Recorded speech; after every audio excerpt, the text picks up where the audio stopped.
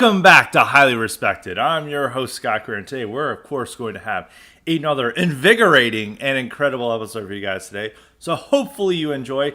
And what we're going to talk about today, we didn't have as much news last week. So really, we're just going to talk about the 2024 election because that was the newsiest items from last week. There's the big Tucker Forum hosted by The Blaze last Friday. So we'll just talk about that, see what's going on with 2024 prospects, both with the Republicans and the Democrats. Mostly about the Republicans, Trump's chances, debates, and other issues. So we'll talk about the Tucker Forum. Trump obviously didn't show up because there's no reason for him to show up. He is, people always attacking him for not showing up to things and doing things. And of course the DeSantoids are attacking him for this. But Trump is the clear front runner. He's ahead by over 30 points. There's not really a reason for him to go to these things because it's not so much saying that I'm afraid of taking questions or I don't want to take the tough questions. It's a way of saying I don't want to put myself on the level of these people who are well below me in the polls. There is no need for me to do this. I'm the clear front runner. I'm the former president. I am the overwhelming favorite. There's not really a need for me to sell myself to the people because I've already done that. These guys can compete for second place. And so it's a good way to do that. And he's doing that in the debates.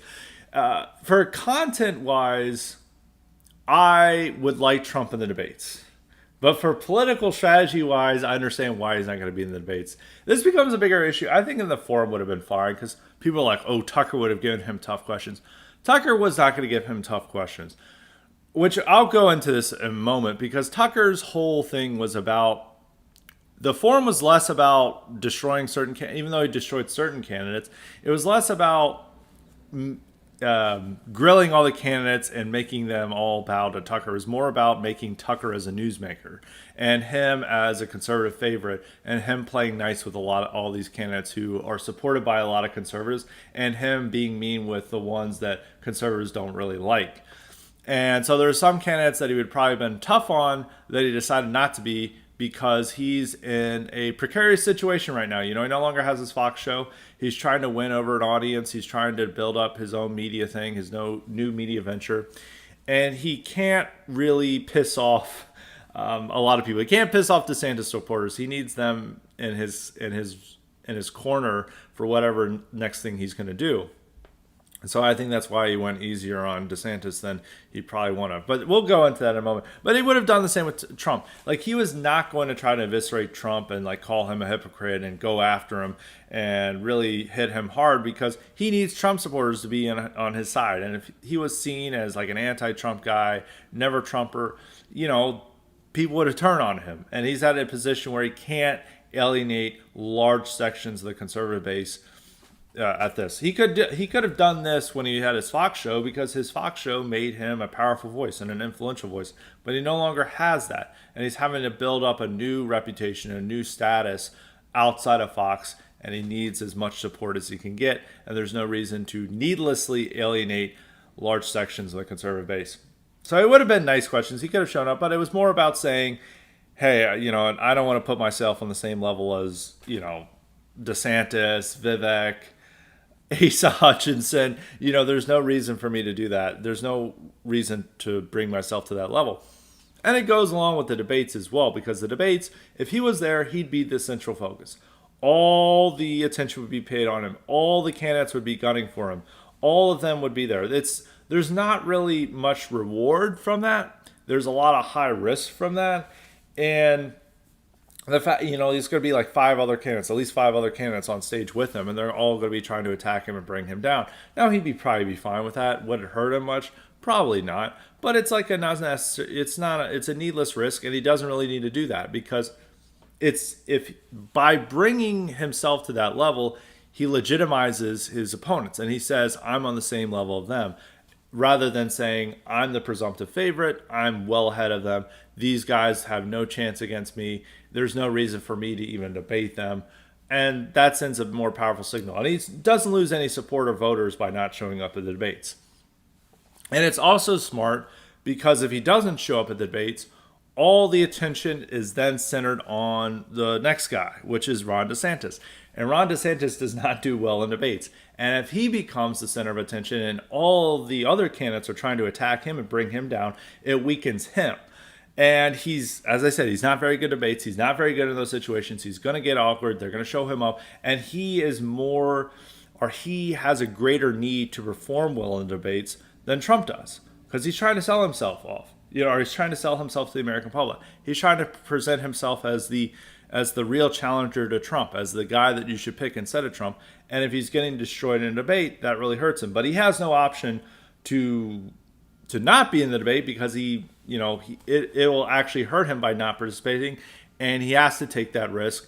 But it's likely going to be a risk that hurts him because even in his debates when he went one-on-one in these for governor, he didn't do very well. He had corny lines, he didn't look well, but people didn't care because they were going to vote for him as a Republican. But here in the debate, it's a bit different situation because he's going to have most likely Vivek and Chris Christie going after him, really trying to bring him down because Trump's not there. If Trump was there, Chris Christie and DeSantis would go after him. DeSantis would fail, and Trump would probably spend his whole time bullying DeSantis and really destroying DeSantis, not having a good night for DeSantis. But right now, Trump could just rely on Vivek and Chris Christie to do the job for them because Chris Christie's main target is Trump rather than DeSantis, but he'll go for the next the next thing that's there in front of him when there's a debate. And he does have the charisma and the bluster to take someone down. He did that to Rubio in the 2016 Republican primary debates.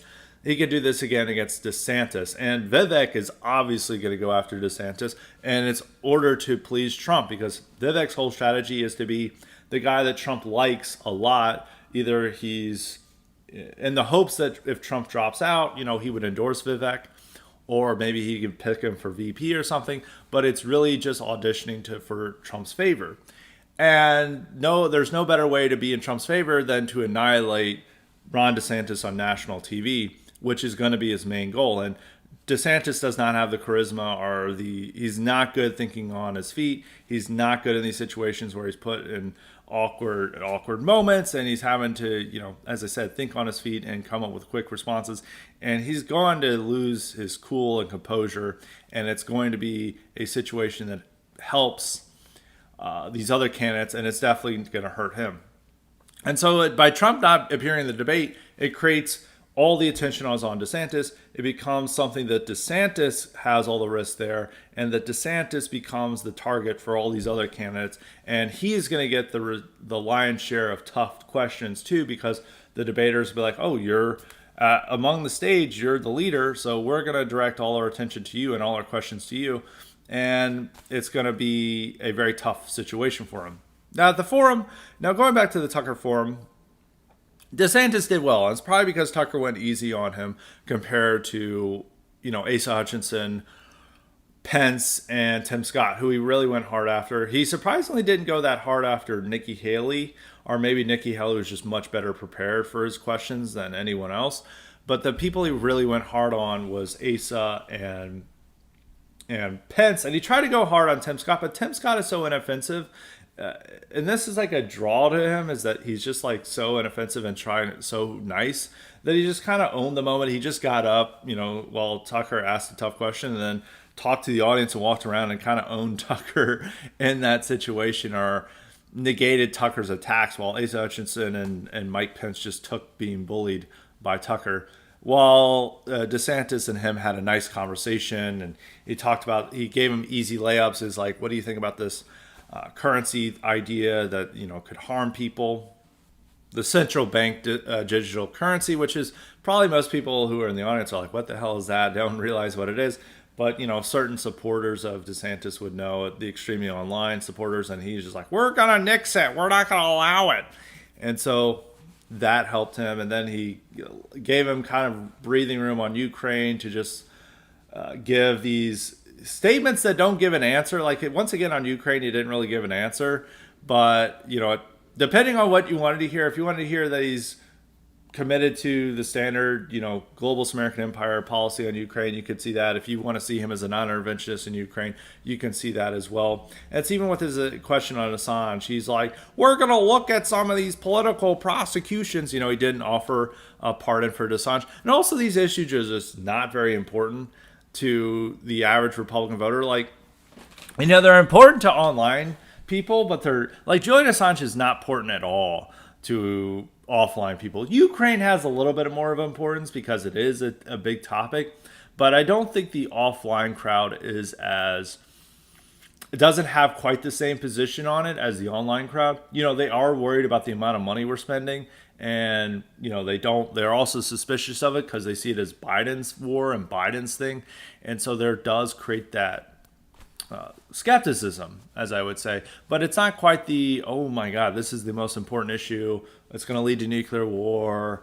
Like, why are we doing this? NATO's bad. I don't think these issues really translate into the offline sphere, even though at that crowd, they were cheering on Tucker for ripping into Mike Pence over this issue.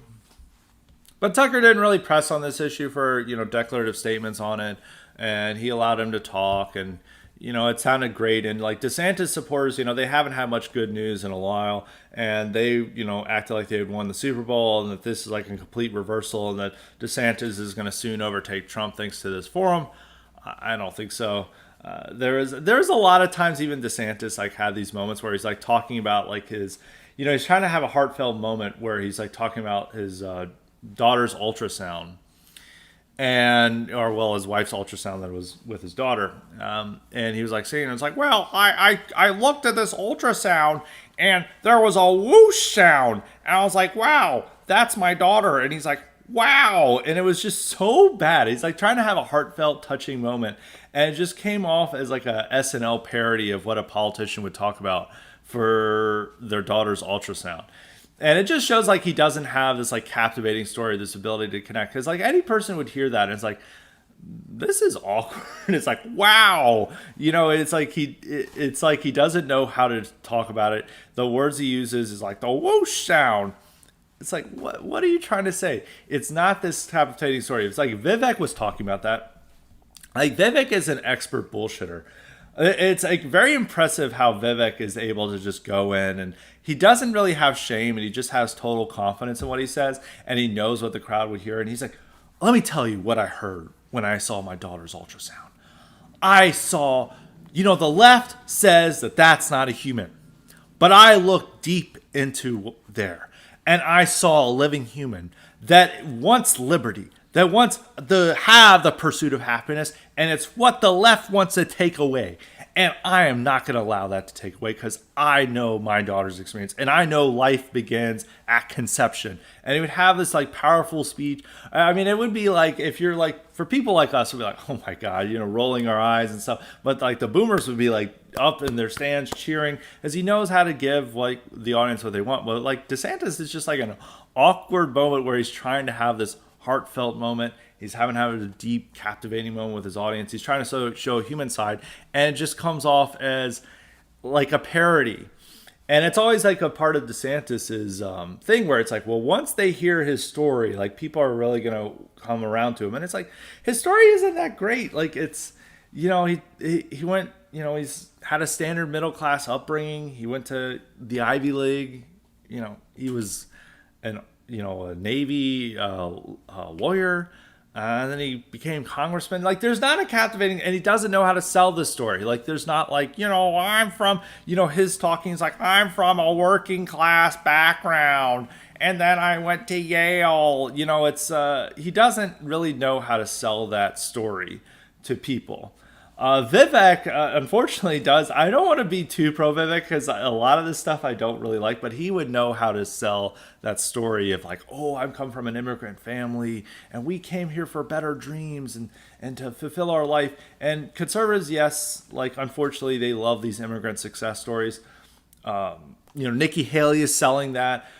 Tim Scott is also selling. Is like, my mom grew up in Jim Crow and then she never know what type of things would happen to me. And then all these boomer conservatives are like, oh, I love this story.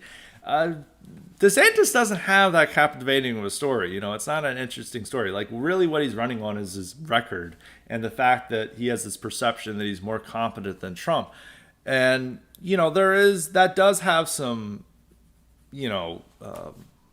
room for growth or room for support to get there, but it's not his captivating story. It's not his personality. His person, people, as I always say, people like the idea of DeSantis rather than the person. And once they get to know the person, they're going to go to something else. And once you remind them of their story, and it's like, this is a really boring story, elite background, that's not really what we're captivated by. We like these stories of these immigrant success stories. Like, we came from nothing and then we rose up to something. Or my mom grew up in Jim Crow and she taught me that America is a great country and we can do anything we want. And I'm proof of that. I'm proof of that the left is wrong. And conservatives eat that stuff up. DeSantis doesn't have that story. It's unfortunate that the stories that these conservatives, the average Republican face, loves are these like sappy immigrant success stories, or these blacks rising up and like resisting the Democrat plantation. It is what it is, but I'm just saying that like you can't win with a captivating story. But Trump didn't win on his personal story either. It's like captivating stories like I'm banging tons of women, I'm cheating on my wife, I'm hanging out at the Playboy Mansion, I'm a successful billionaire. That's not quite the story either, but he still won because it's more his charisma and personality that won over people. But anyway, back to the forum, long-winded discussion. Yeah, it was fine for DeSantis, but he's going to have other problems down the head. And it as I said, it's like, who did Tucker want to target? I think it was fine. I think, as I said, the point of the thing was to announce Tucker as still someone influential and important in conservative politics, as still someone that they have to pay attention to because he's worried about being irrelevant and someone that they don't have to pay attention to, and he reestablished that status, and I think he did a successful job of it. And there's also, this is both a good and bad thing, is that he was overwhelmingly focused on Ukraine as an issue, which he has to do because no one else in Republican field or conservatives are going to care about this issue, or at least from Tucker's perspective. It's not just it's an issue that with Tucker off the air of Fox, that like the average Republican voter and definitely the Republican politician is going to care a lot less about, because they no longer have Tucker promoting them if they're sticking to the Tucker line on the issue. They also don't have to worry about Tucker attacking them if they deviate from this issue. And the only time that they have to worry about Tucker is when they're doing this forum. And so he used this opportunity to really hammer the candidates on Ukraine and what they want to do about it. And that's why it was overwhelmingly focused on that issue, even though it's supposed to be a kind of social conservative forum. He didn't really, he more focused on foreign policy there. So I understand why he did it, but I think there's a lot of other issues that he could have talked about. Like, he didn't, bring up like, what do you want to do about legal immigration? What do you want to do about free speech? Which I think somebody needs to ask DeSantis about his hate speech law, but I think Vivek will ask him at the debate, so I'm looking forward to that. And Tucker did have the opportunity, but as I said, he doesn't want to piss off a sizable part of his audience. This is also in part of establishing his relevance and his importance within the conservative movement and the Republican Party in general. He had to play nice with the candidates who their supporters are most willing to like Tucker and support Tucker, and that's why he went after the candidates where he didn't have to worry about losing any supporters. And that's why Asa Hutchinson and Mike Pence took the full brunt of it.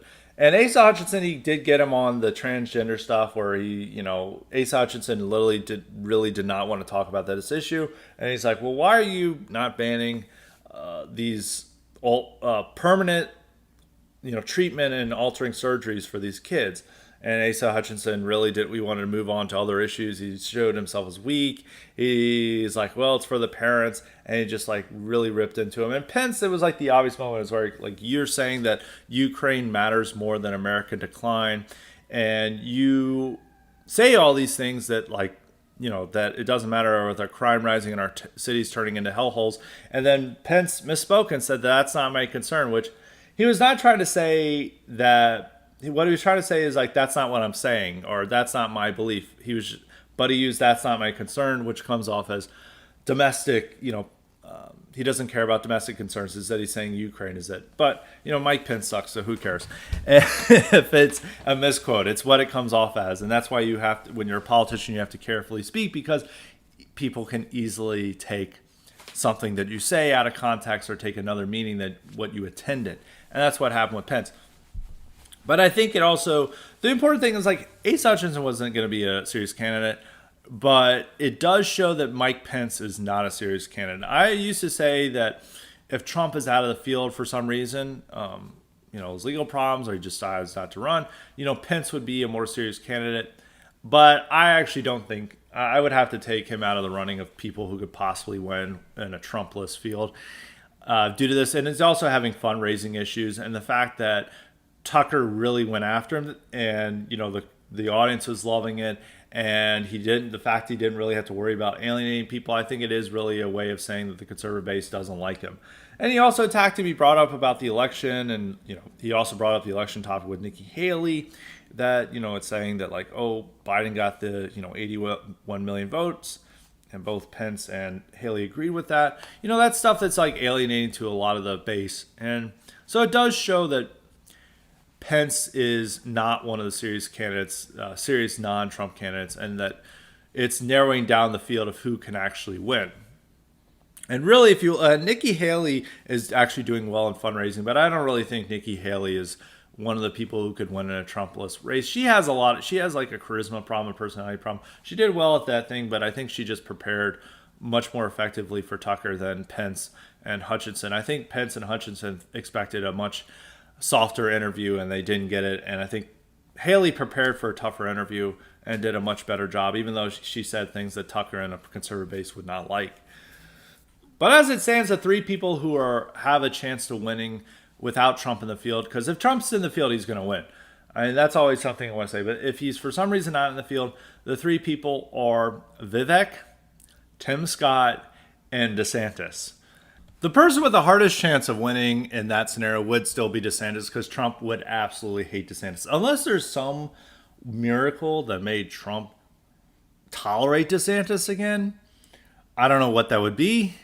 He would have the full force of Trump against him. And also DeSantis just does not have that charisma. He doesn't I go on this all the time, but the charisma factor is such a huge thing with DeSantis. And once people get to know him, they're like, this guy's kind of weird. This guy's not very captivating. This guy doesn't inspire me. I'm going to vote for someone else.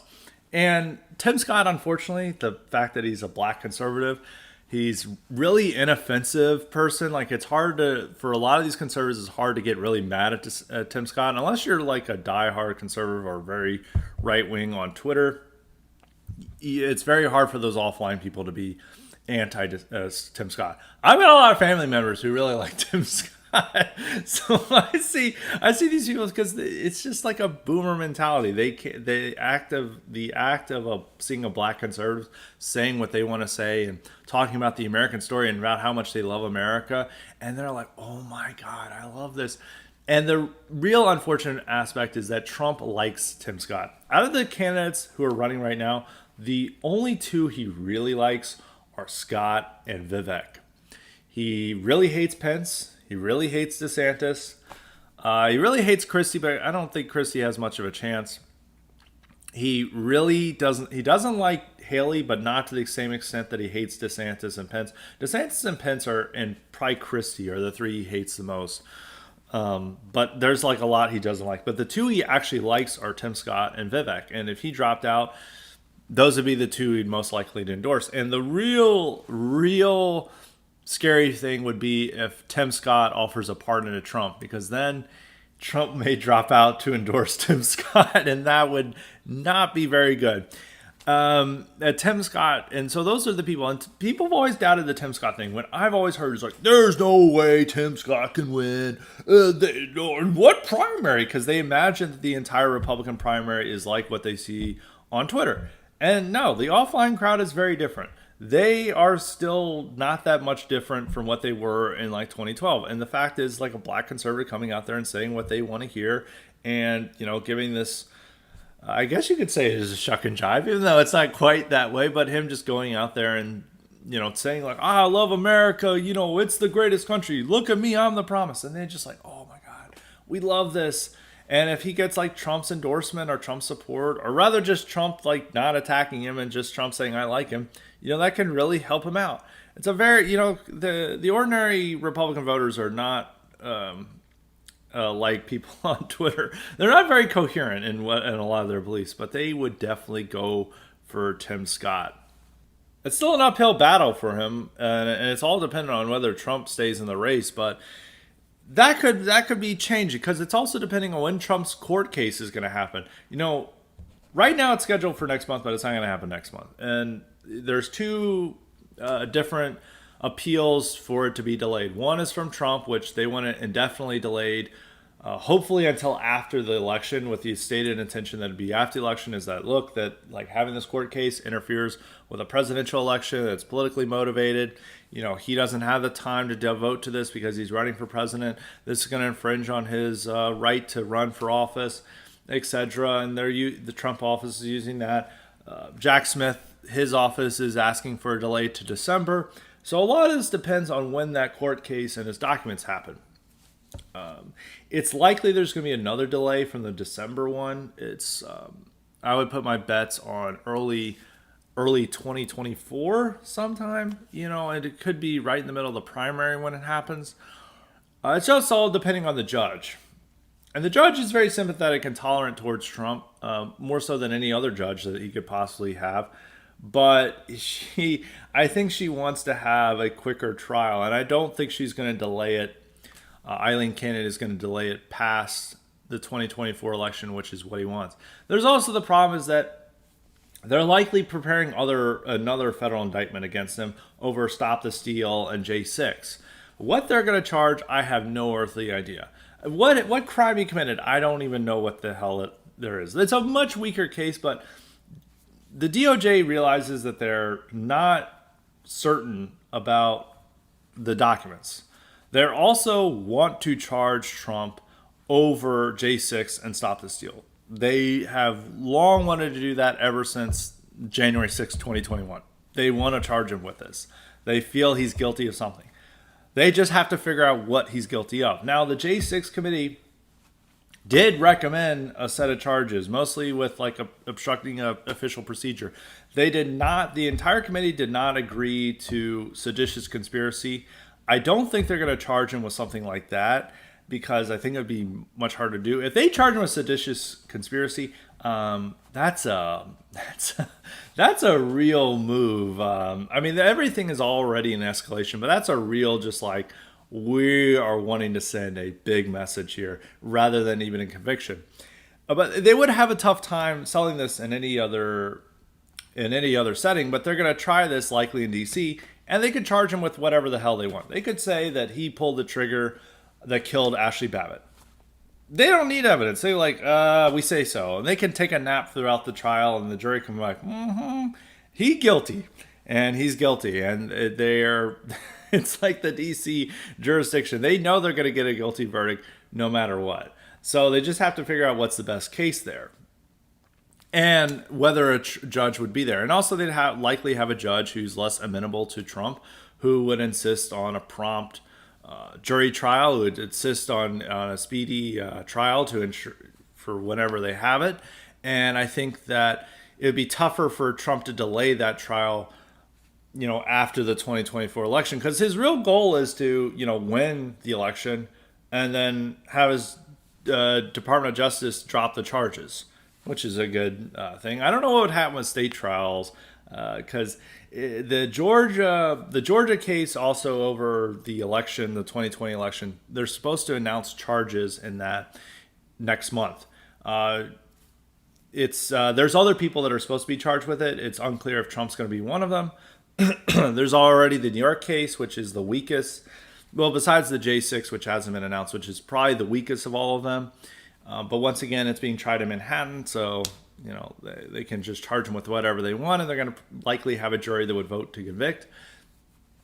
And I don't know what happened with the state trials. They would, we convict our president over Stormy Daniels.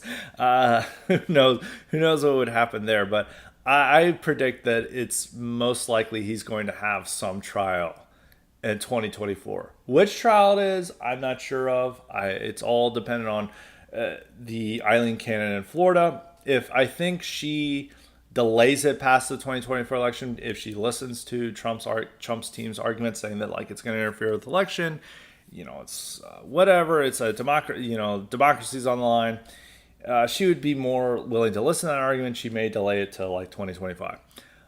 If that happens, I don't think a DC judge would do the same, and they would just try him over Stop the Steal, and that would be his trial. Maybe he could beat the charges because they're going to be very weak charges, whatever is proposed against him, but he's also against the DC jury. And so that brings up just like what the hell happens there.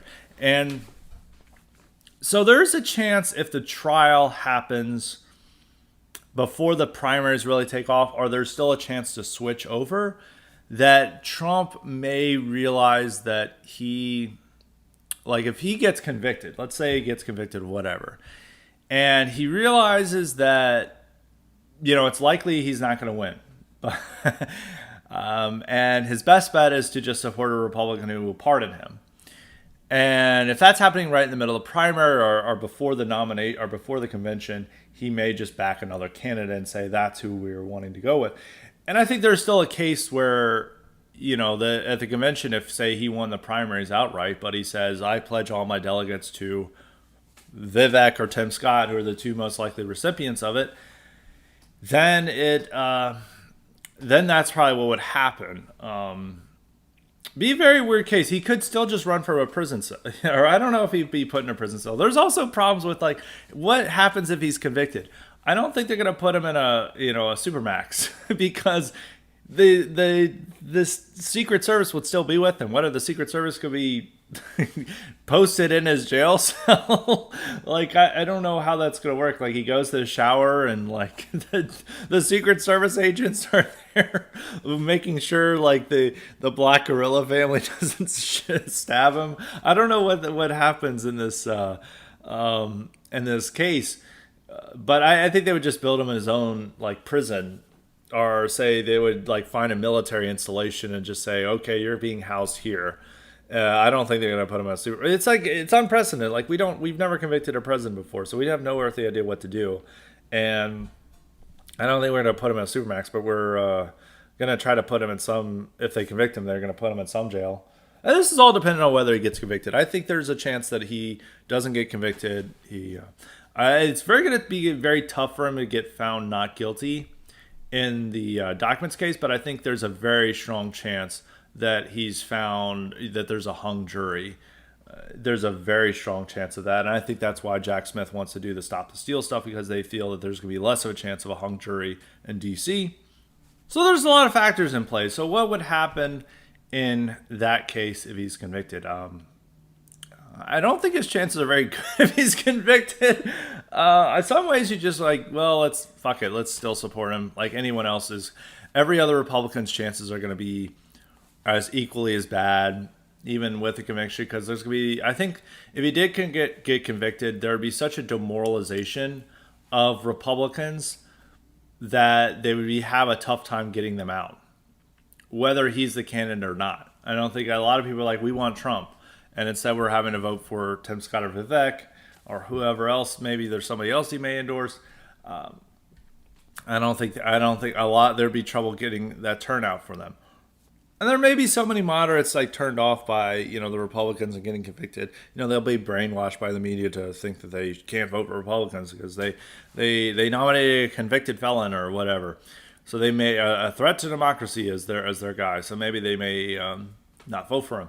Republicans and that. But there's just other factors outside of Trump. Republicans are going to have a tough election no matter what, because Biden, the economy is not as bad as expected. Now, I want to say they are juking the numbers to make it look a lot better than it is, but it's not quite as bad. It's a very weird state because, we had a time in 2020 where people were being laid off and it was a very tough, difficult economic time. And there's still this recovery from the COVID lockdowns, and there's still just a weird state the economy is in, because we still have a lot of labor shortages in this country. And yeah, you could say the corporations are overstating it, but there is a labor shortage. At the same time, there's a lot of companies that are laying off people, more middle class jobs that are being laid off. and some of the inflation isn't happening as bad as they think. And the numbers that came out last week looked much better than expected. Now, of course, they're juking it, but I don't think the economy looked really bad last year, and still Republicans had a disappointing result. And if the economy doesn't fully tank, like it's very noticeable, like they can't hide it through juking the numbers. Like everyone knows it's a terrible economy. Like maybe it's not quite 2008 level, Great Recession level, but it's like very clear it's a bad economy. And then that could help Republicans. But there's a chance that Democrats somehow stave off that and there's not this recession or very noticeable recession that occurs. Like we just stay in this weird state that we're in right now where there's, some degree of inflation, there's a lot of layoffs, but it feels like the economy is doing okay and people have memories of how the economy was or their own personal situation was during the lockdowns and they feel it's much better than that. So it may not be as good of an issue for them because the top issues for Republicans that really helps them out are the economy, crime, immigration, and a little bit in education. I would say it's education. Those are the four that are really helping Republicans. And with immigration, Democrats are also doing a really, I don't want to call it a good job, but they're really doing a job on hiding the immigration crisis. So they've been touting about, we've had lower numbers, like, the Title 42 happened and we didn't have a full-on invasion. And like, look how great we're doing. And the media is buying it up, which really, in fact, is that they're just giving tens of thousands of immigrants who would have otherwise come here illegally, legal pathways to come here. Because there's already the parole program that gives 30,000 migrants per month from 4 different countries, Venezuela, Nicaragua, Cuba, and Haiti, and it allows them 30,000 every month. They're having this new app where asylum seekers can apply, and if they apply through the app, they can then be allowed into the country to wait for their asylum process or their asylum application to be processed, and that could be years. And they're allowed in the country. And before, they would just come to the border and say, I'm applying for asylum. They're like, okay, well, you're into the country. We have a court date for you. Good luck. But now they're getting a legal way to get in, so they're no longer counted with the border crossing. And they're also trying to expand the parole program to other Central Americans. They're trying to give it to Guatemalans, people from El Salvador, Honduras, and Colombia. I think those are the 4 other countries. And they're trying to bring in tens of thousands of them too. So they're just figuring out ways to find illegals before they come to America and then say, look, we're going to let you in, but you don't come to the border through it. We're going to find you a legal way. So they're finding out ways to ensure that it looks like the border crossing numbers are way down. And by way down, they're still much higher than Trump's era. There's still over 100,000 border crossings a month, which that average is much higher than Trump's, it was, a lot of times it was like under 50,000 per month during a lot of his administration. And it was, it rarely exceeded, except for I think sometimes in 2019, did it exceed 50,000 migrants. And that was usually the average. So it's much less than what's happening. But for Biden, they're like, it's only 100,000. It's under 150,000. This is a big victory. That keeps it off the news because as long as they keep the numbers below 200,000 and definitely below 150,000, it looks like they have everything under control. But even historically speaking, that's very high. But compared to 2022 and 2021, that's lower. But the figures, we're still having what would be over 200,000 illegals come every month, but now like at least a third of them are coming legally. We're creating a way to cut those numbers by a third, at least a third, or maybe even half by just offering them a legal pathway to this country. So it's a bullshit, but it keeps it out of the news, and Republicans, aren't going to focus on it because there's so many other topics they want to focus on. They want to focus on Bud Light. They want to focus on human trafficking outside the immigration angle. They're watching Sound of Freedom, and that's now their new thing. They're focused on Hunter Biden, and so they're focused on all these other stuff. They're not really as focused on immigration. And if they keep the numbers low in the media, below 150,000 or below, around 100,000 or so, they're able to keep it off as an issue. And immigration issue is a huge winner for Republicans. It was, if you looked at the polls from the 2022 midterms, overwhelmingly, like voters who said immigration was an important issue to them, overwhelmingly favored Republicans. And it was one of the top 5 issues in the midterms, but other issues came to the fore. Crime still works, but it doesn't quite work on a national level as it does. It definitely works in local and state elections. It'll be interesting how it happens. The murder numbers are going down slightly. They're higher than they were in the 2010s for the most part, but they are going down. In some cities, they're going down a little bit. Once again, they're local authorities are juking some of the numbers on crime, but there's this feeling that there is way more crime in the cities than there are, which there is, but a lot of this is not being reported. Like a lot of the muggings and robberies and assaults are just not being reported. They're able to hide it. The only thing they're not able to hide are dead bodies. So murders are counted, but then they're like, well, everything besides murder has gone down. And it's like, well, that's the one thing you can't hide. It's like you can't hide a dead body. You have to count the dead body. And it's like murders are the most important crime, the most serious crime, and that's something you can't hide.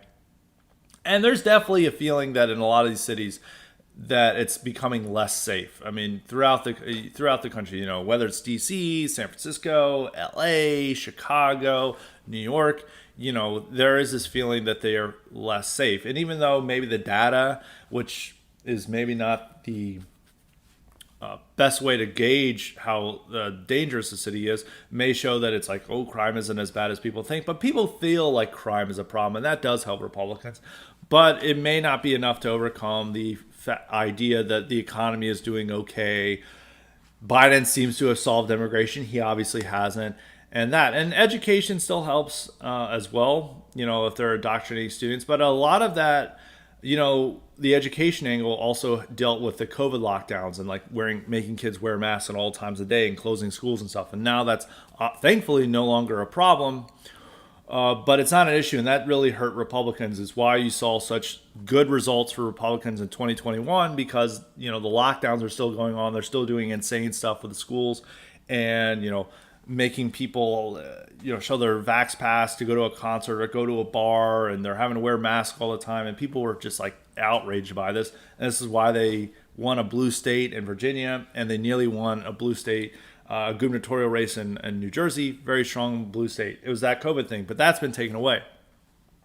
And they have that. And there's also still abortion's going to play a factor.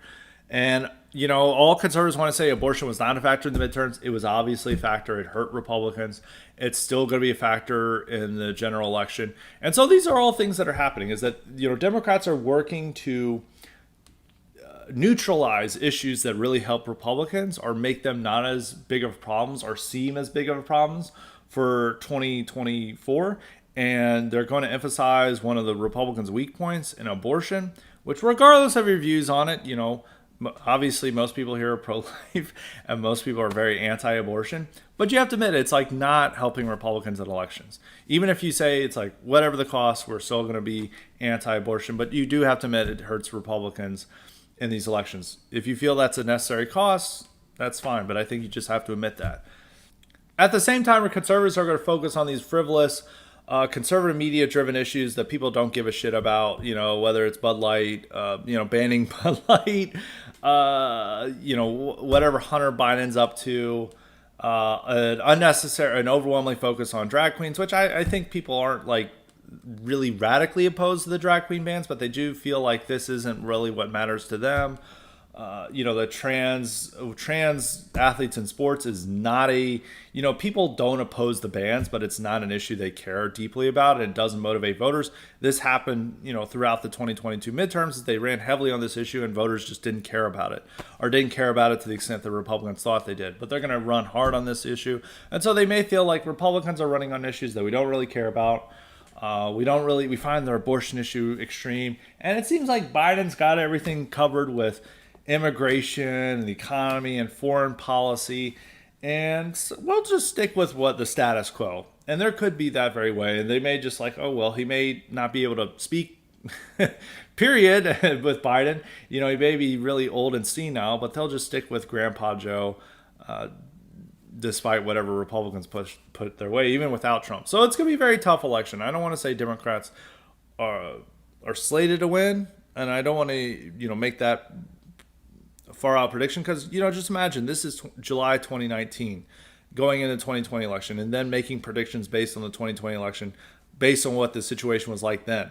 That would not create an accurate impression of what the 2020 election was, because there could be new issues that happen that completely change the election by the time of 2024 that can emerge in 2024. Maybe there's a lot of riots or something of that sort. Maybe the murder rate just like goes really high, or they can no longer hide the immigration crisis, that there's just like a full-on flood at the border, or there's some foreign policy flare-up that's really showing that Biden can't be there, or Biden's not even running because maybe he has a health problem, or like he has a heart attack or a stroke and he's incapacitated and he can't run. There's a lot of things that can happen between now and November of 2024. So it's too early to say, but I do want to say it's like everyone has this impression that without Trump, it'd be cakewalk. And I think, no, it'd still be a very tough election. It'd be equally tough with any other candidate besides Trump, because the Trump factor is going to be there.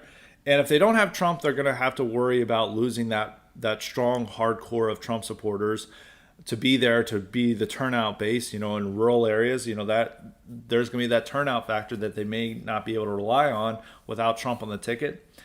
And they're still going to be tarnished, so to speak, with a Trump brand, even if they have someone else not running for them, because the only way that they can even hope to have a lot of the Trump support is by offering a pardon and those things. So they can't just like hope that like some other candidate's there and there's like Trump completely disappears from the election. Trump is going to be a central issue of the 2024 election, whether he's on the ballot or not. And then there's just a lot of other problems with these other issues happening, and it may not be as favorable to Republicans as they think. But it's too early to predict now, but I just have to emphasize it's going to be tough no matter who's the Republican nominee. Final point, this is a little bit longer conversation than I expect. It's not a conversation, it's just me talking to you. It's just one person involved. But who would be the Democratic nominee? That's still the question. I think everyone kind of expects it to be someone else besides Biden, because they're like, there's no way he can just run. But they can't just run him again, because they haven't figured out a way to push him out. And I think only a health crisis could push him out. But there's probably a good chance for an 80-year-old man who works as president could have a health crisis. But I think that's like the only way they could push him out. And they may feel that like having a senile grandpa Biden who just doesn't really campaign, he just gives like some angry old man speeches occasionally, they may feel that might be better than the rest of their bench. Like they don't have a deep bench. They really just have Newsom, and they may feel that Biden is a better, more electable than Newsom is. I mean, Newsom's a bit of a controversial figure. He can have this far left reputation. He has a lot of charisma and he's got a lot of personality, but they may feel that he's too radical for the party. But it's also, they don't know how to push Biden out. They haven't really figured out that way. And nobody really wants to challenge Biden head on. So they're running out of time too to have something out there. So maybe Newsom would just challenge him in the primary. I don't know how that would work. I think everyone still stick with Biden for the most part. But I think Biden would still win a primary if against a challenger. So they have to figure out how to get rid of Biden. So I go back and forth on this. I think the Democratic establishment wants to just push Biden out, and I think it's not just them. I think it's just the political establishment in general. They do realize, like the Pentagon and the deep state and the administrative state realize this guy is totally senile, and that there's like a lot of corruption in his family, and they're like, we could do better with somebody else, like more active. And so they'd rather have somebody else. It may make him more easily controlled, but I do think that they realize there are serious problems with Biden and that he can't make it through another race. They could replace the vice president too. That's like, they could replace Kamala I don't think they will. I don't know if they will. It's a lot of things up in the air. They could go with a different vice president.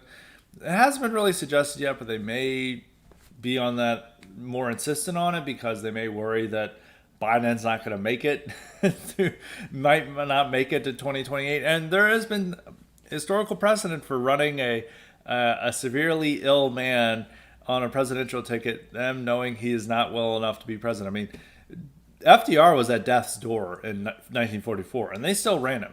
He nearly died in 44, actually, over heart problems. They thought he was going to die, and they ran him again in 44 because they realized that this is the only guy who would win.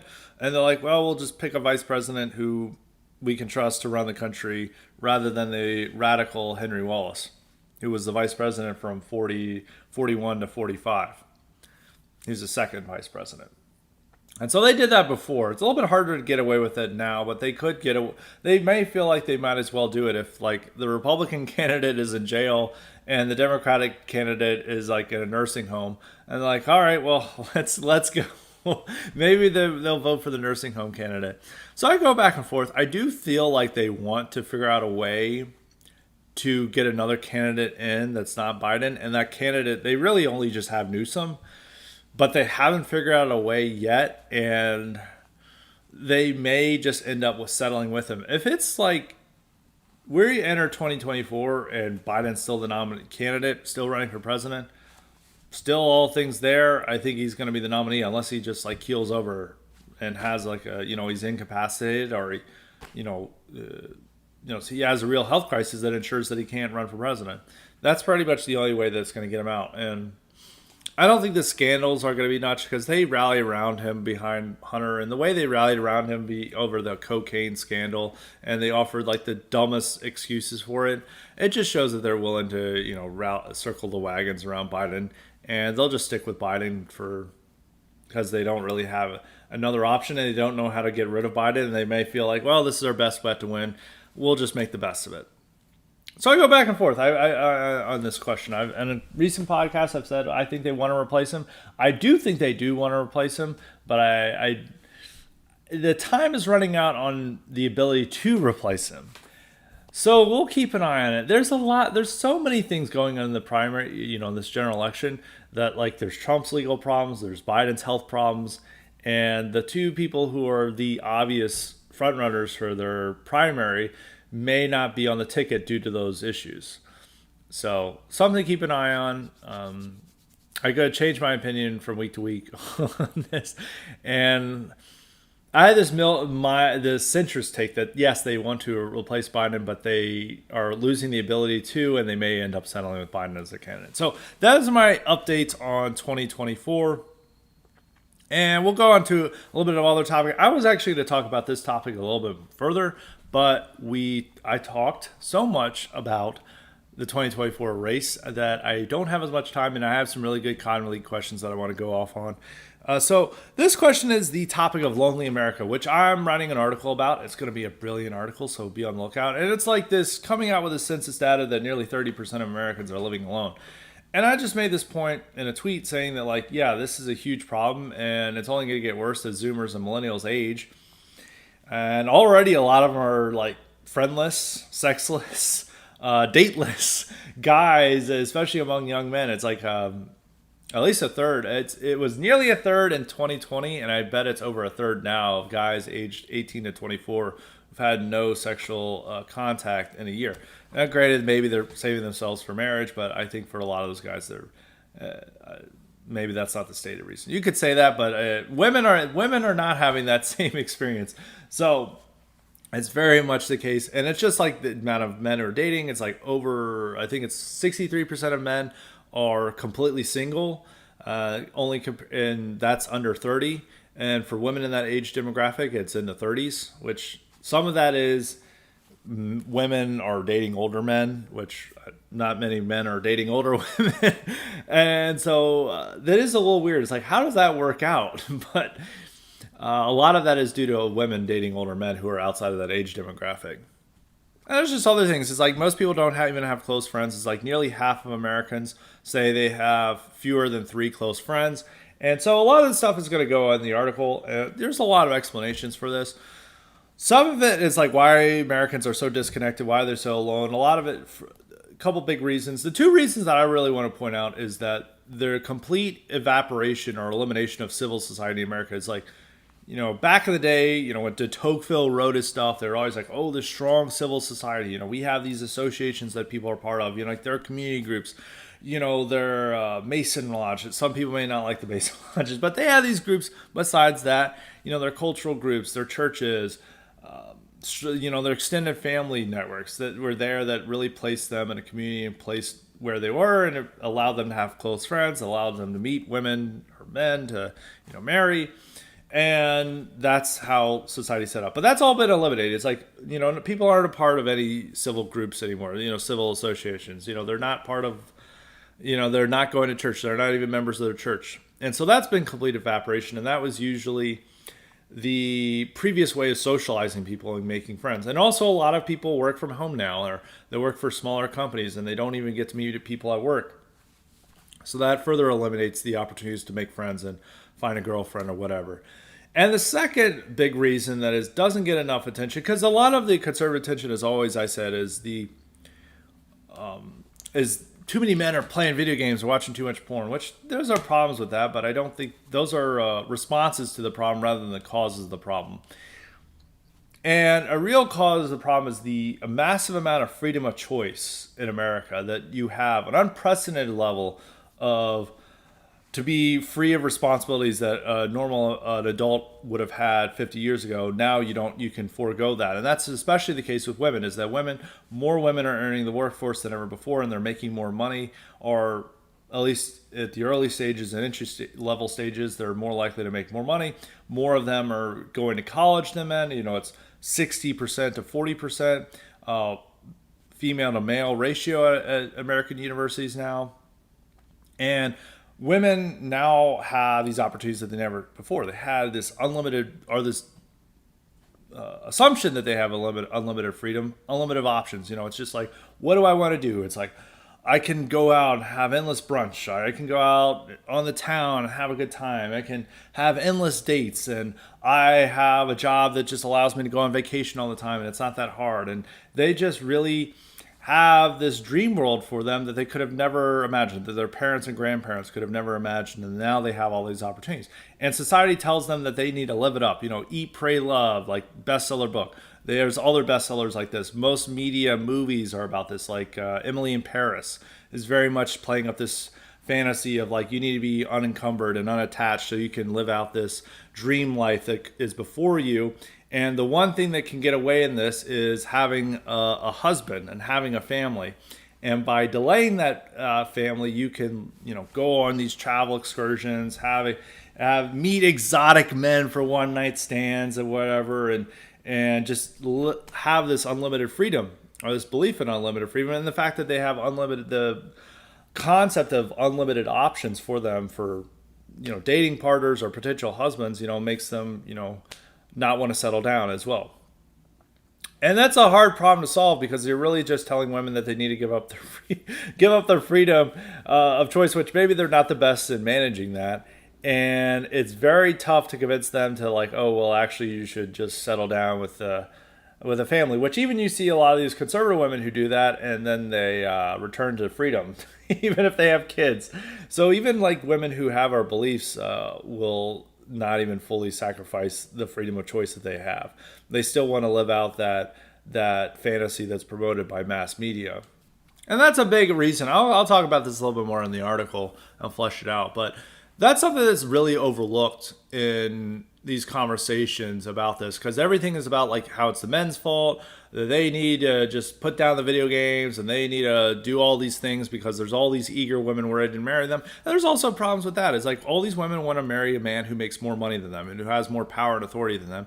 And a lot of these women are gaining, responsibility and gaining income and rising up in the ranks, where it becomes more difficult to find a man who's makes more than them, who's more successful than them. And that narrows their options too. And also the fact that there are fewer men who have college degrees than before, that narrows their options too. But they still are able to find options. It's not like they're, it's not like they're a lack for options. It's just they don't like they feel that they can have a much better option, that they can end up with a movie star who's a millionaire, and that this is like what they deserve. And it's very hard for them to find that, but they still hunt, and they still are encouraged to in this hunt, or just who cares about settling down? It's like, I want that freedom.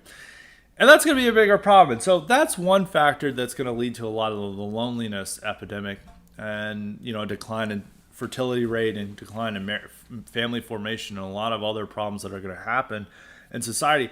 And one of the effects of this is, like, I'll talk about more of the effects, is that it's going to lead to, or not lead to, but it's going to continue with the sudden emergence of political extremism. There's not a better term for this. I'm not using this as like a epithet, but I'm just saying that there's not a better term for political extremism. Is that a lot of people are lonely, they have a lot of time on their hands, and they feel really like that American society has denied them one of the basic needs of human connection and human belonging, and they turn toward politics. And that's why there's so many what otherwise, I don't want to use the term fringe, but I'm going to use it anyway. Fringe ideologies that proliferate. It's not just like right wing, it's also left wing. You just see a bunch of goofy ideologies on the left. You see a bunch of goofy ideologies on the right. Even though I feel as a right winger, I feel like the right wingers are more justified in seeing reality, and that a lot of them touch on certain points. But then they adopt just like these fantasy ideologies as well, because they're disconnected from the world. They don't have to tell people like, oh, I'm a Habsburg restorationist. And the normal person like, what the fuck is that? Like, that's not a real politics, which if they're around people, they're like, no.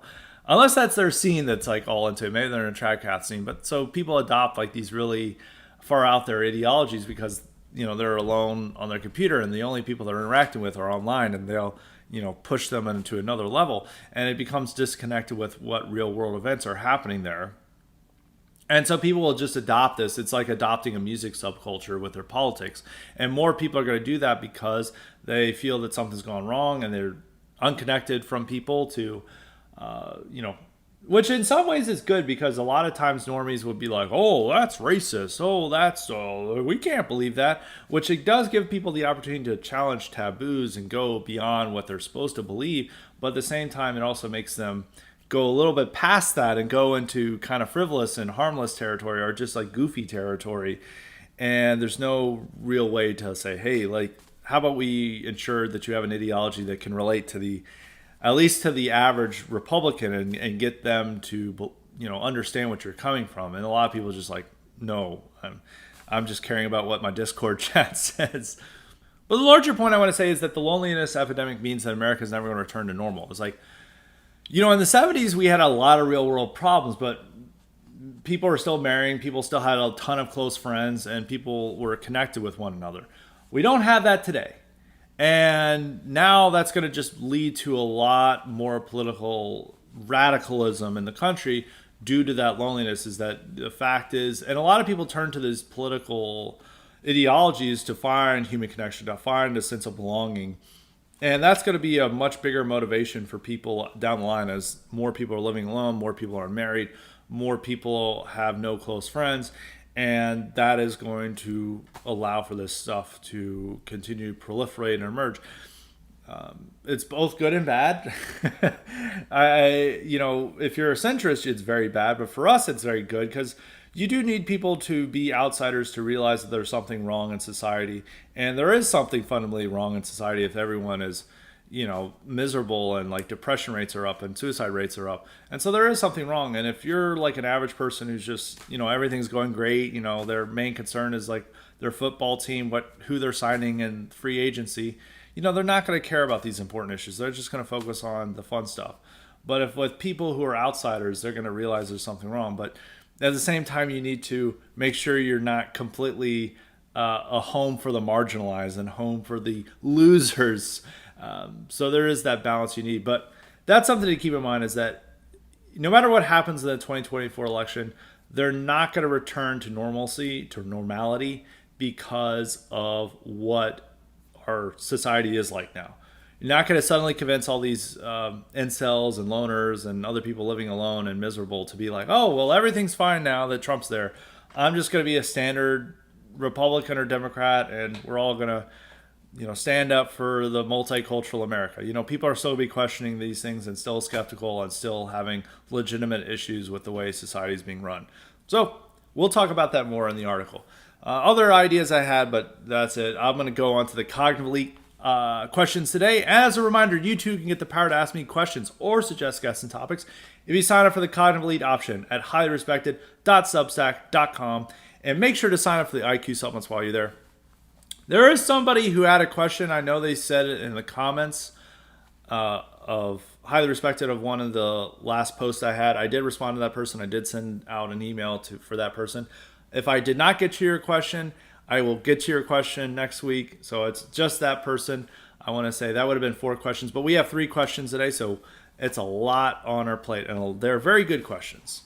The first question comes from Mystery. He asks, "Hey Scott, too long didn't read. When did the great replacement of whites become a deliberate policy of the GAE, Globalist American Empire? With 1965 immigration bill, the family preferences were explicitly added by conservatives with the goal of maintaining America's ethnic mix while still throwing a bone to the 60s left and making America look not racist to the third world in the context of the Cold War. Obviously, this led to a mountain of less than intended consequences. But by the Bush II presidency, the nation of non-white immigrants mythology was firmly in place, even among moderates and conservatives. When did conservatives and moderates shift to outright supporting the Great Replacement in a non-white America, and why? In other words, when did America die and the gay born?" So there's a couple of different questions here. When did the Great Replacement of whites become a deliberate policy of the gay? I would actually say it's more the 1990 Immigration Act than the 65 Immigration Act, even though that had the unintended consequences of that. 65 Immigration Act, they were all insistent that this is not going to change the ethnic composition of America. First off, they thought that way more Europeans were going to come, which Europeans just did not come in the large numbers that they did before. So Asians and Africans and other groups were taking those visa spots that would have otherwise gone to Europeans in years past. And so that made America less white. But in 1990, when we had already been seeing these immigration effects, and they knew that it was, changing America, they decided to greatly expand immigration, and they knew that immigration would be primarily coming from the non-white world. So I would say that a deliberate policy would have come from the 1990 Immigration Act rather than the 65 Immigration Act. I would say it was not a deliberate policy of the gay in 65, but it was an unintended policy of it. And so the second question, when did conservatives and moderates shift to outright supporting the Great Replacement in a non-white America, and why? I don't think they have. Moderates, yes. And also, if you look at the poll numbers, it's like 3/4 of Republicans believe in the Great Replacement and they oppose it. And I don't think they also don't just think of this in non-white America. It's more that they really believe in this nation of immigrant stuff, which they're very patriotic. They're very much believers in the American idea, a lot more than probably dissident right people. I was talking to somebody last week who was still like a very big believer in America. This guy was like, standard like old stock, like Chad looking guy. And I was talking to him, and he's like right wing, had Trump supporting views, but he was like, "Oh man, I think the American common man is great.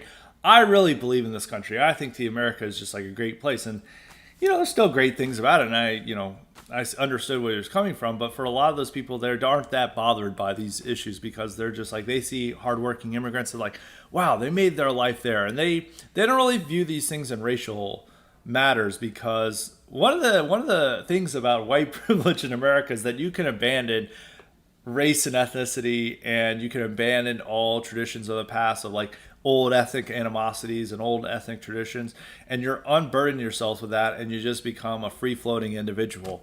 And for a lot of white Americans, that's how they see themselves. They don't see themselves in a group. They just see like, well, I just see hard workers and non-hard workers, or I just see patriotic Americans, I see non-patriotic Americans. I don't see race. And for like the founding stock Americans, they're the firmest believers in this stuff, and they're the firmest believers that America is just an idea that anyone can be welcomed into and accept. And I think this was changed from, I don't think they've ever deliberately supported the Great Replacement, but in a non-white America, because this is not the terms they think in. It's more of like where they believe that America is made strong by a nation of immigrants. And the average conservative base was still very hostile towards immigration on an instinctual level in the 60s. but there really wasn't that much immigration even after 65, or noticeable immigration, but it became much more noticeable by the 80s and certainly by the 90s. So it's a bit hard to say when the conservatives actually believed in like this fawning praise of nation immigrants. But I would just put it the 1980 Republican presidential primary, when both George H.W. Bush and Ronald Reagan talked about how much they love illegal immigrants and they're future great Americans ready to get citizenship, and we need to do something about them because they're hard workers and stuff. And I think both of them having that message communicated that a lot of the normie conservatives and Republican voters were really into this nation immigrant stuff, because in the 50s, if they had said something like, oh, these hardworking immigrants, we love them, like the old guard Republicans were still very hostile towards immigration in the 50s and 60s. It really wasn't quite noticed or articulated. But as time went on, it wasn't as articulated by the 60s. But by the time of the 1980 presidential primary, it was clearly explicitly stated that Republicans, or at least the leading Republican presidential candidates, believe in the nation of immigrants crap and believe that anyone can come in America, could become an American, and we're just a nation of ideals, a nation idea, we're just an idea, and we can spread this all over the world. And this is helped by the Cold War as well, as this development of this Cold War ideology, where in competition with communism, we developed our own type of Americanism that can be exported to all over the world, and we can turn the entire world into Americans, which Americans completely separated from any ethnic conception of that or cultural conception, and it was just a commitment to certain values and habits. And that became developed in the Cold War, and conservatives were really into that, and this became fully articulated by 1980. But I think there's a lot of pushback now on this idea. Some of it's not well argued because they'll be like, oh, we're not an idea, we're a nation of people. And then like, who are the people? It's like, it's everyone, it includes all colors and creeds. And so sometimes they don't go far enough, but there is enough pushback on it, and I wouldn't say they've ever been fully supportive of that. And for the other question is like, when did the old America die, or gay when did America die and the gay born?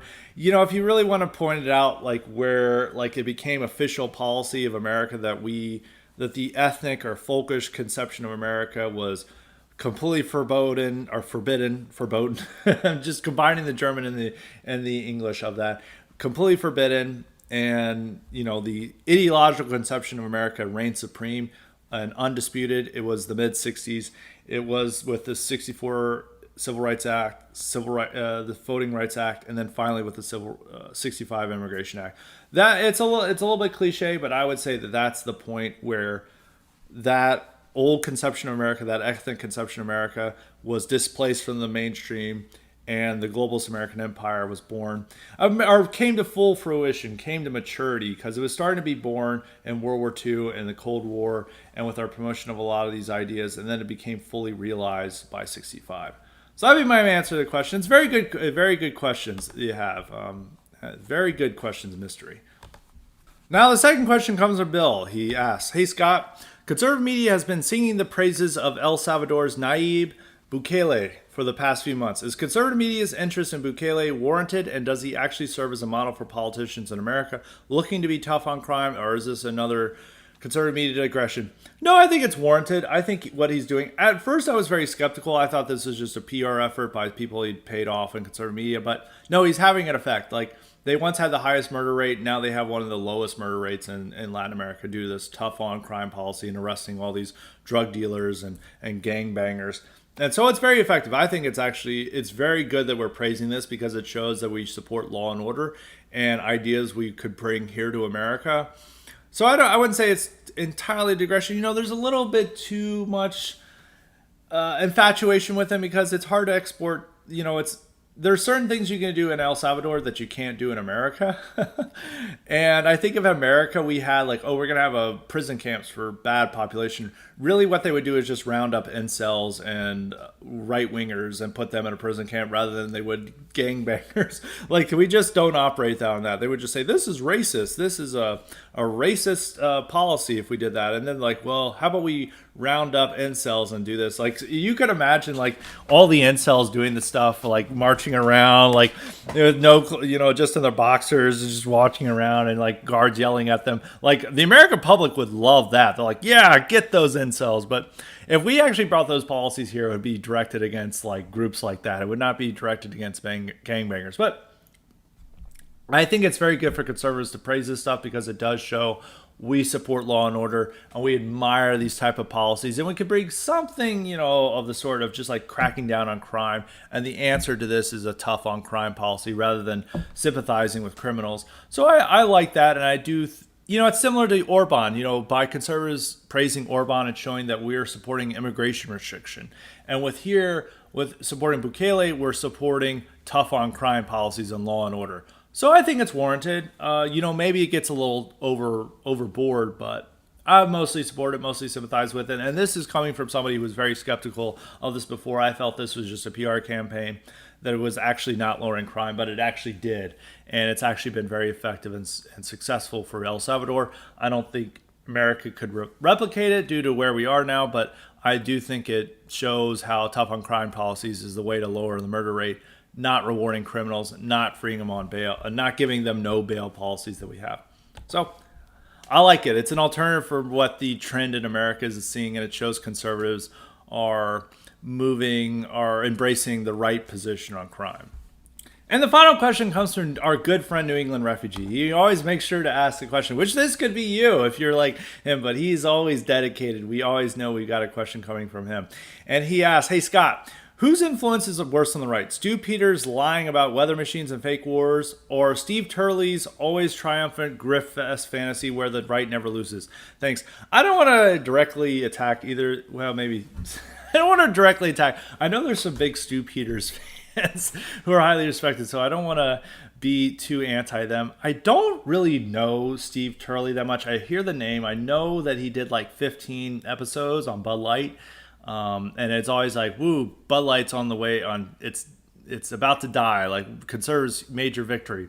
So ignoring these personalities and directing to that, I want to make it above the board. I don't want to attack anyone directly. So I will just go with this. It's like, what's the worst aspects of the right? Is it, indulging in some of these harmless conspiracy theories that are just wacky and off the wall? Or is it this like, we are winning, constant like, forced white pilling and stuff? And what's worse? To both of these things, before I get a direct answer, I would say that both of these are coming from of a factor of caring about what the audience wants to hear.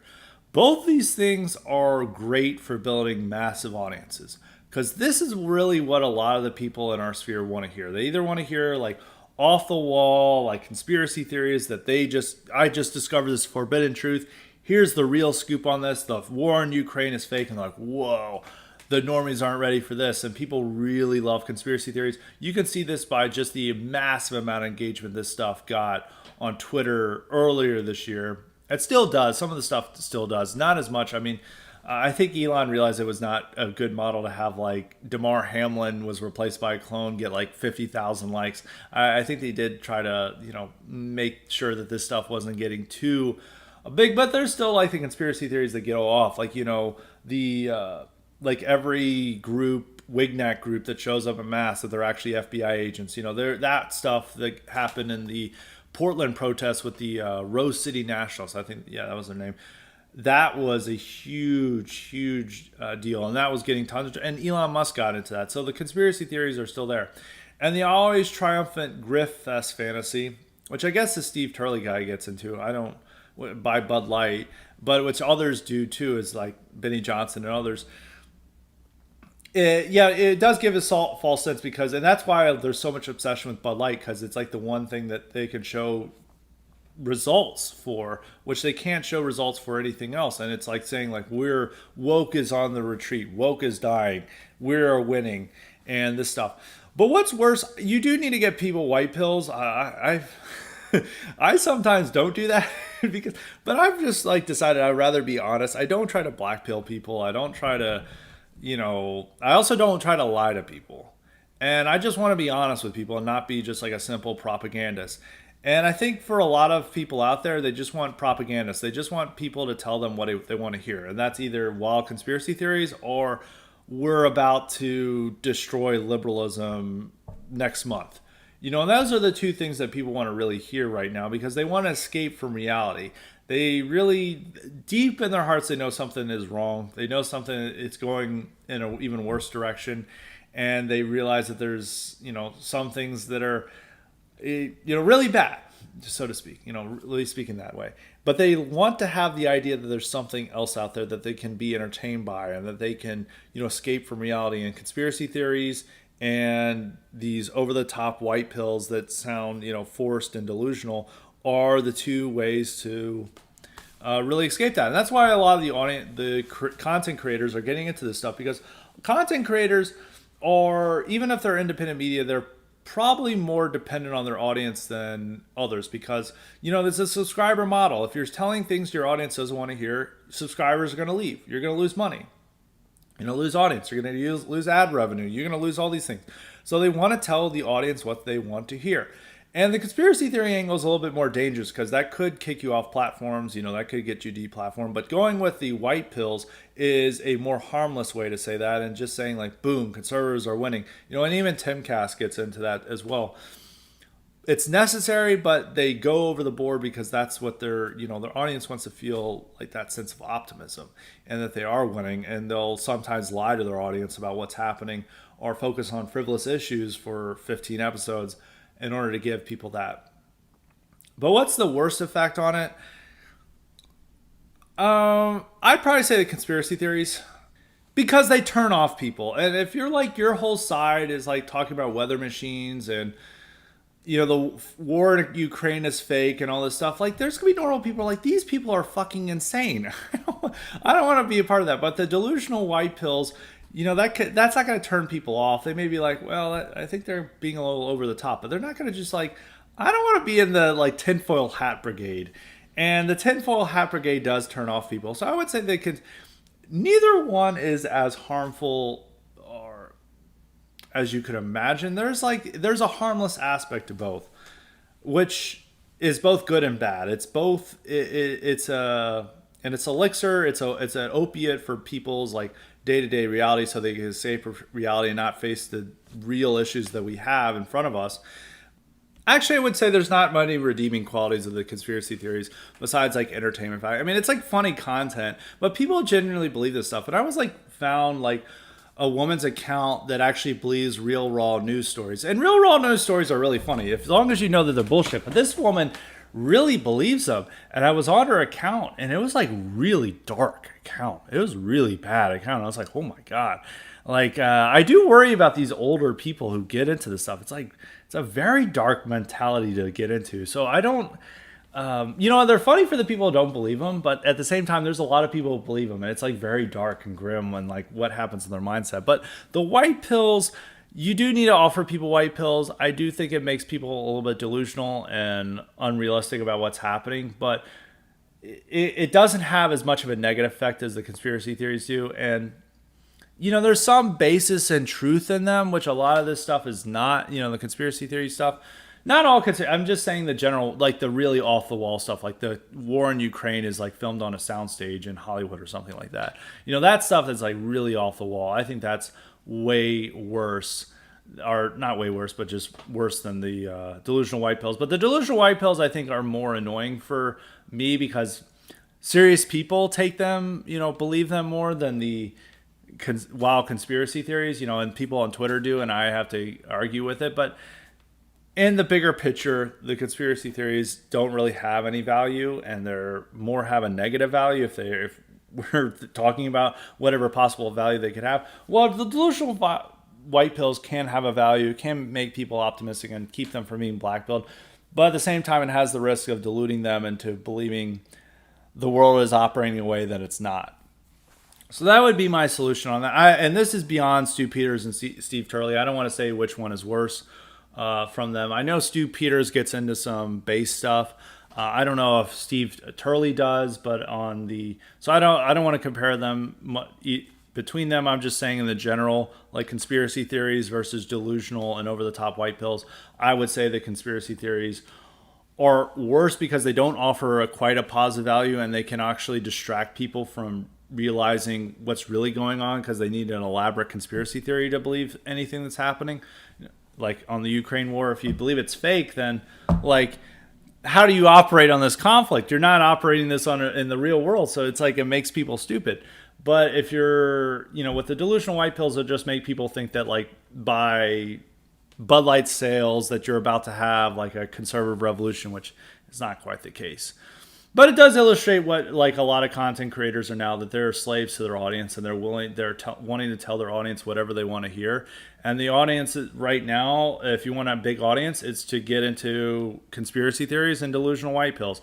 They do not want IQ supplements. They do not want clear pills for their audience. And if you want to grow your audience and make more money, you have to indulge in that stuff. And I think the worst thing is that a lot of these guys who indulge in either or don't believe in it. Like, I know Benny Johnson, who occasionally dabbles in conspiracy theories and definitely offers delusional white pills all the time, doesn't believe the shit at all. It's just a way of making money for him. It's just a business.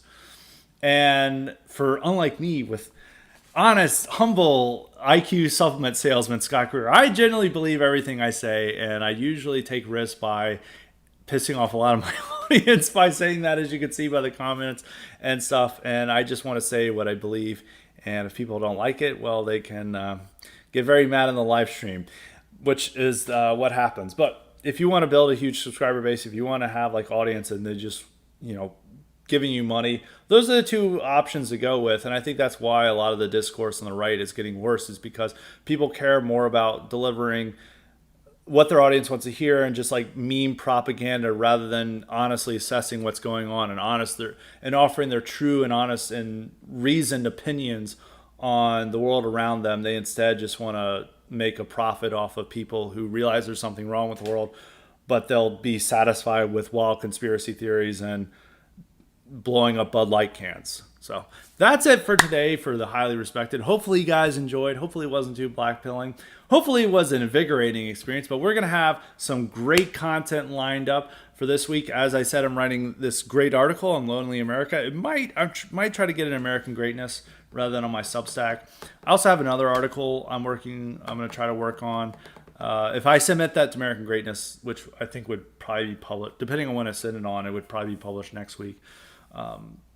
Not time sensitive, but I have another article I'm going to try to work on for the Substack if I go with the American Greatness option. And obviously, we're going to have a terrific IQ supplement later this week. It should be something I've saved up, but we'll see what the news cycle is and what's happening with that.